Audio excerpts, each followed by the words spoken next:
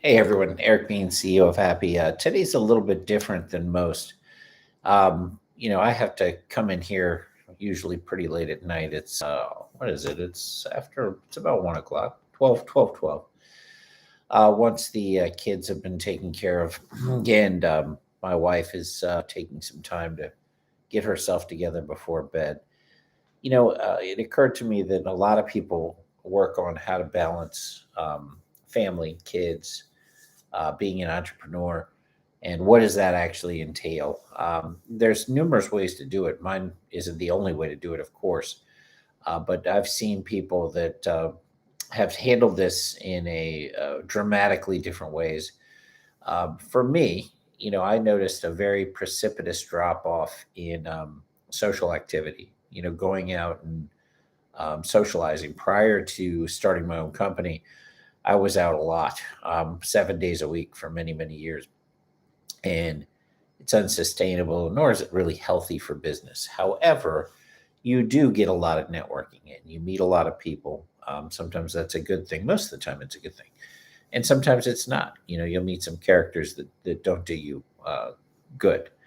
When children come along or you meet somebody that you're with, things change dramatically because you have to really balance life at that point. And it's very difficult to balance time when a business and starting a business is all consuming. And it is. And everybody who starts a company will tell you that. I'm at a stage right now, almost what I call the calm before the storm, where everything is about putting the pieces together.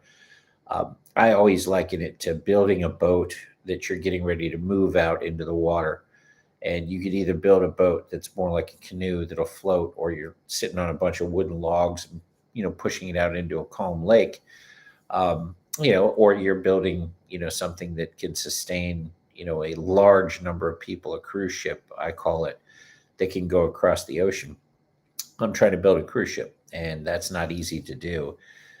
Takes more time, but at the end of it, when this thing launches, I'm going to be overwhelmed. And, that's a good thing in the world of entrepreneurship. I'll be overwhelmed with demos. I'll be overwhelmed with meetings. I'll be overwhelmed with, dealing with customers, implementations, integrations, all the things that you have to do to start, going out and talking to people. It used to have to be done live. Now, one of the great things about balancing parenting and your wife and entrepreneurship nowadays is most of it can be done remotely through Zoom.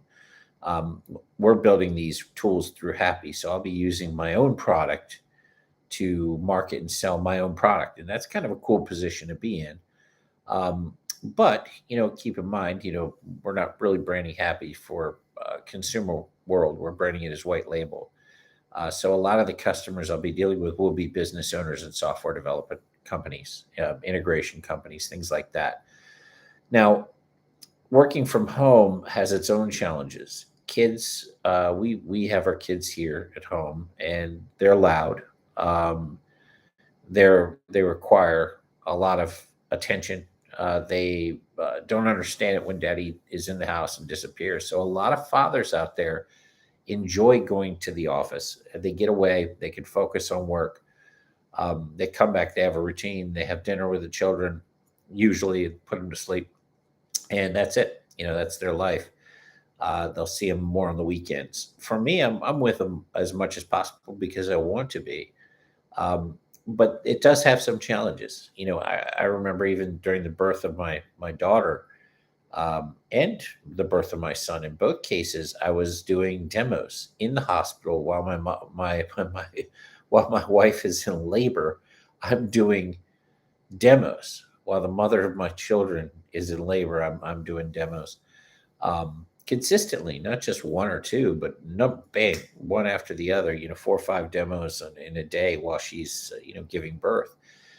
There is no time, and dealing with customer support and everything else. There's no time to, um, you know, stop things. The world doesn't stop because you have personal things going on. So there's no vacation. When I started the last company in 2012, I didn't have a vacation ever until after it was sold, and won't do it again. We'll kind of attack this thing the same way, and once it starts, it'll be the same pattern. The good thing is that, having a wife that does work with you is helpful, or that's been involved with your company is very helpful. Not many people have that.